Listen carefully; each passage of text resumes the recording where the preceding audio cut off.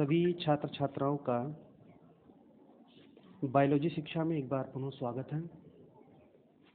आज के इस ऑब्जेक्टिव टाइप क्वेश्चंस के सेशन में आज हम कक्षा 12 जैव प्रौद्योगिकी एवं उसके उपयोग से संबंधित कुछ महत्वपूर्ण प्रश्नों को लेकर के उपस्थित हुए हैं, जो कि परीक्षा की दृष्टि से काफ़ी महत्वपूर्ण है। आइए प्रारंभ करते हैं। आज का पहला क्वेश्चन है, जैव तकनीक में प्रयुक्त आणविक कैंची है। 4 ऑप्शन दिए हुए हैं: DNA polymerase, DNA ligase, restriction endonuclease और डी हेलिकेज। तो आणविक कैंची, जैव तकनीक में प्रयुक्त आणविक कैंची, तो इसमें जो राइट आंसर आपका हो जाएगा ऑप्शन सी, रिस्ट्रिक्शन एंडोन्यूक्लीज, जिसको हम प्रतिबंधन एंडोन्यूक्लीज कहते हैं। तो इसको आणविक कैंची कहा जाता है और कई बार परीक्षा में, बोर्ड परीक्षा में पूछा जाता है। अगला प्रश्न है, 1928 में एक वैज्ञानिक ने प्रथम प्रभावी प्रतिजैविक पदार्थ की खोज की। वैज्ञानिक वो प्रतिजैविक पदार्थ है। तो 1928 में वैज्ञानिक, और इसमें हमें ये बताना है कि एक प्रभावी जो प्रतिजैविक है उसकी खोज, और वो कौन वैज्ञानिक है। 4 ऑप्शन यहाँ पर दिए हुए हैं: A Fleming streptomycin, Fleming penicillin, C option है वॉक्समैन पेनिसिलिन और डी है वॉक्समैन स्ट्रेप्टोमाइसिन। तो सबसे पहले खोजा जाने वाला जो एंटीबायोटिक्स था वो था पेनिसिलिन, और इसको खोजा था अलेक्जेंडर फ्लेमिंग ने। अलेक्जेंडर फ्लेमिंग ने इसको खोजा था। और पेनिसिलिन एक कवक से बनाया गया है जिससे पेनिसिलियम नोटेटम कहा जाता है। तो राइट आंसर यहाँ पर हो जाएगा B, Fleming penicillin. Next question है, वंशानुगत दोष एडेनोसिन डिएमिनेज एडीए की कमी का स्थायी उपचार किया जाता है। 4 ऑप्शन है: एंजाइम प्रतिस्थापन चिकित्सा द्वारा, बी ऑप्शन है आनुवंशिक अभियांत्रिकी द्वारा लसीकाणु का साम्यक प्रवेश जिसमें सक्रिय एडीए 1 एवं सी डीएनए हो, सी ऑप्शन है एडेनोसिन डिएमिनेज का सक्रियक देना, और डी है अस्थिमज्जा को कोशिकाओं को आरंभिक भ्रूणी अवस्था में प्रवेश करना। तो जो स्थायी उपचार की यहाँ पर बात की जा रही है, तो राइट आंसर यहाँ पर हो जाएगा अस्थिमज्जा की कोशिकाओं को आरंभिक भ्रूणी अवस्था में प्रवेश करना। तो राइट आंसर इज डी। अगले क्वेश्चन पर चलते हैं। इंसुलिन उत्पाद और शरीर में इसकी क्रिया डायबिटीज के स्तर के लिए उत्तरदायी है।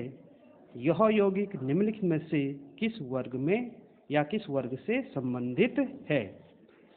पहला ऑप्शन एंजाइम, बी एंटीबायोटिक, सी एंजाइम और डी हार्मोन।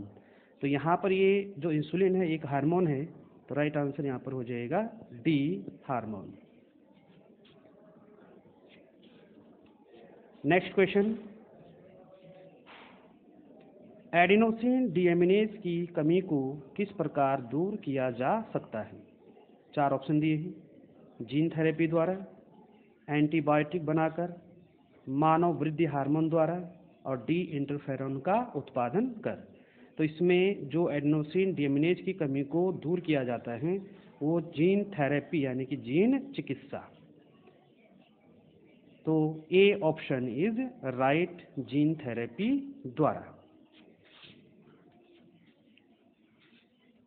अगला है, जीन चिकित्सा का प्रथम बार प्रयोग कब किया गया था। 4 ऑप्शन है: 1990 में, 2000 में, 1890 में और 1999 में। तो जीन चिकित्सा का जो सर्वप्रथम प्रयोग किया गया था, एक 4 वर्षीय लड़की में ADA की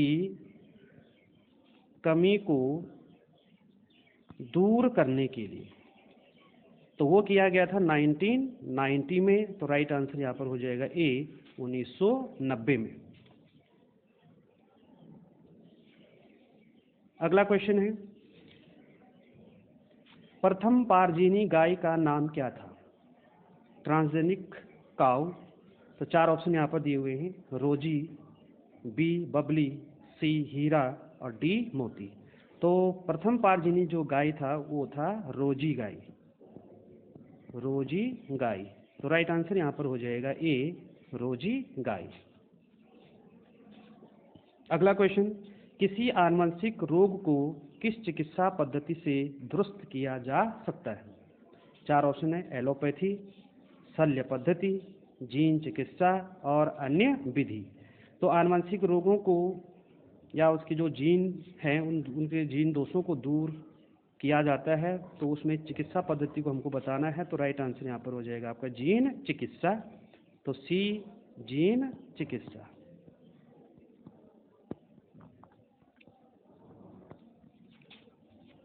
अगला क्वेश्चन है, गोल्डन राइस जिसको सुनहरा चावल कहते हैं, गोल्डन राइस में कौन कौन सा पदार्थ अधिक मात्रा में पाए जाते हैं? तो कौन सा पदार्थ ज़्यादा मात्रा में पाया जाता है? Thiamine, folic acid, beta carotene और राइबोफ्लेविन।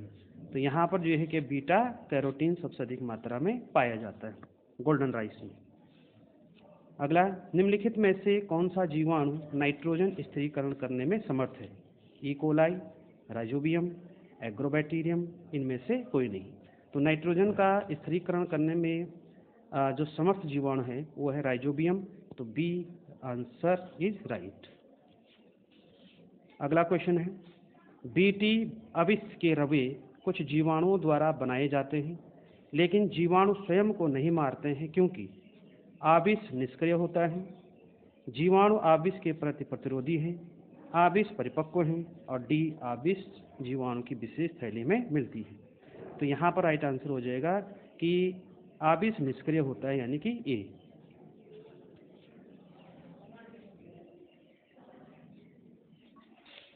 अगला क्वेश्चन है,